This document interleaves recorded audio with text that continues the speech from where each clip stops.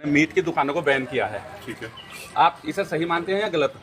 देखिए, इस देश में जहाँ जहाँ भारतीय जनता पार्टी की सरकार है राज्यों में, वहाँ सही गलत की बात आप नहीं कर सकते, क्योंकि वहाँ तो सरकार का जो मत है, सरकार की जो भावना, उसी के अनुरूप चलेगा। आपको याद होगा मुजफ्फरनगर में कावड़ की यात्रा के दौरान रेडियो पे, दुकानों पे नाम लिखने की एक प्रथा चलाई गई। बाद में कोर्ट ने डांट कर उस बात को जो है गलत साबित किया, ऑर्डर दिया।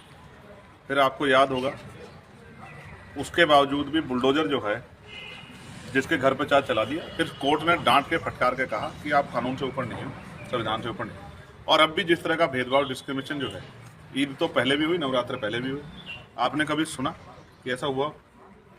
इसकी आड़ में जो भ्रष्टाचार और लेन देन और लोगों को डराने धमकाने का जो कारोबार होगा, लोगों के दुकानों पर जाके जो हिंसा करने का काम होगा, उसकी जिम्मेदार कौन होगा?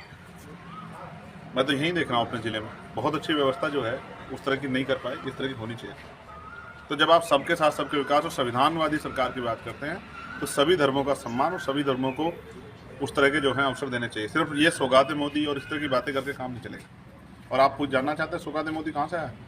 ये मेरी मांग थी पार्लियामेंट में, जब मैंने उठाई थी कि जब आप एक धर्म पे इतना जो है बजट खर्च कर रहे हो, तो दूसरे धर्म का त्यौहार आएगा, उस पर क्या खर्च करें?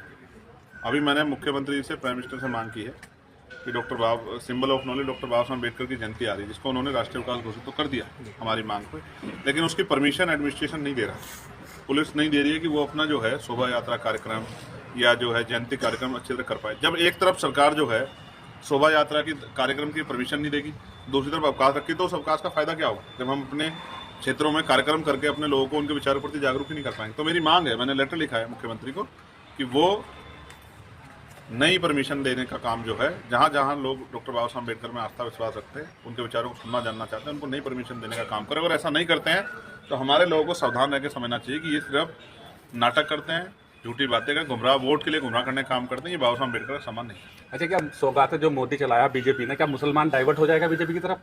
ये तो मुस्लिम समाज को सोचना है, लेकिन मैं फिर आपसे कह दूं कि सब देश देख रहा है कि आप कहते क्या और करते क्या है। इससे कोई बीजेपी की नीति से कुछ छिपा हुआ नहीं।